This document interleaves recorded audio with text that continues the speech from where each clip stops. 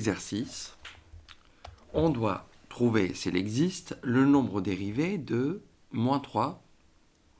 Alors, pour trouver f' de moins 3, s'il existe, il faut trouver le taux de variation entre moins 3 et moins 3 plus h. Pour ça, j'ai besoin de calculer f de moins 3 et f de moins 3 plus h et voir le taux de variation. Ça m'aidera à calculer le taux de variation.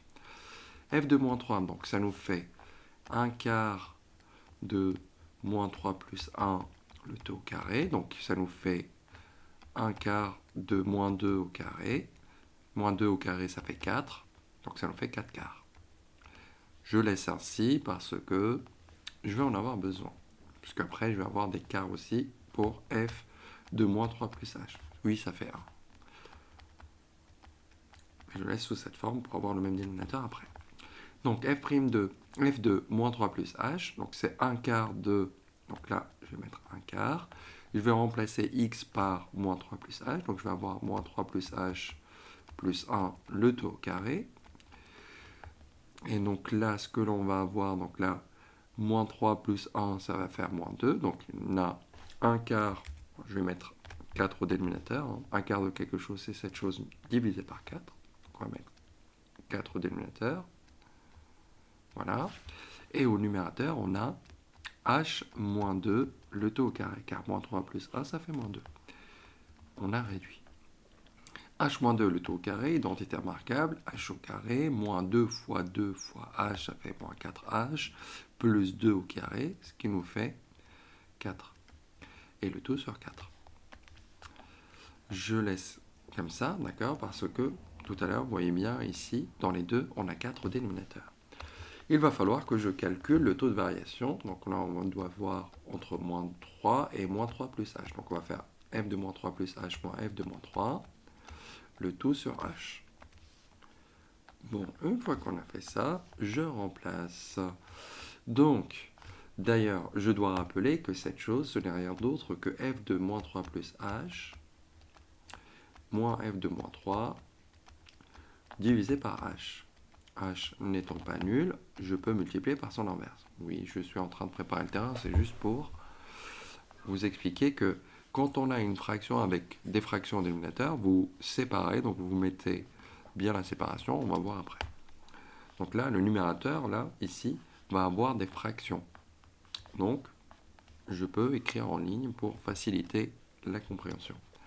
Alors, donc là, c'est pareil que f de moins 3 plus h, moins f de moins 3, multiplié par l'inverse de h, c'est-à-dire 1 sur h. Ok, donc là, ça à retenir. Qu'est-ce que l'on va faire maintenant? On va remplacer par ce qu'on a calculé. Donc, on a quoi? H au carré moins 4h plus 4. Le tout sur 4. Sauf que là, normalement, on va faire moins 4 divisé par 4.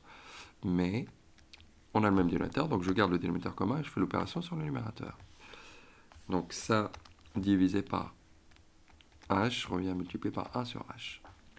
Alors, donc là, on remarque qu'on peut faire plus 4 moins 4, ça fait 0. Donc on peut les barrer. Voilà. Maintenant, une fois qu'on a fait ça, on va regarder ce qu'il nous reste. Donc on a h au carré moins 4h, ça multiplié par 1, on va se retrouver avec h au carré moins 4h. Et au dénominateur, on a 4 multiplié par h, ça fait 4h. On remarque qu'il y a h en facteur commun au numérateur, h facteur de h moins 4 sur 4h. Là, je peux alors simplifier par h. Et qu'est-ce qui va me rester? Je vais appeler ça c. Donc c, cette expression, je vais avoir h moins 4 sur 4. Qu'est-ce qui se passe quand h tend vers 0? Donc quand h tend vers 0, ce quotient va tendre vers moins 4 sur 4. Quand h tend vers 0, 0 moins 4 sur 4, ça fait moins 4 sur 4, et ça nous fait 1. Donc ce que je peux dire, c'est que f est dérivable en moins 3 f est dérivable en moins 3 et que la dérivée, le nombre dérivé en moins 3 est égal à moins 1 d'ailleurs, moins 1. Et voilà.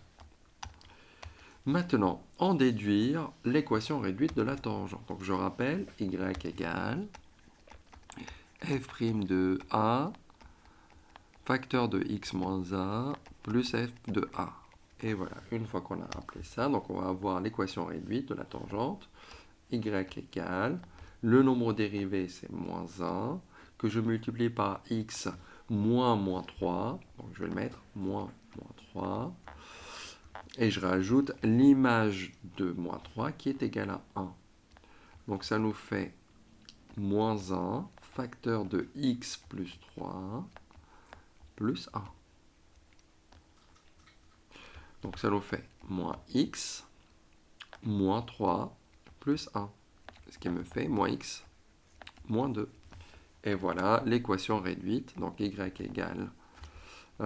égale moins x moins 2. Ça, c'est l'équation réduite de la tangente.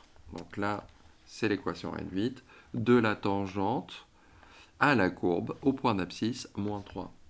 Donc y égale moins x moins 2 et l'équation réduite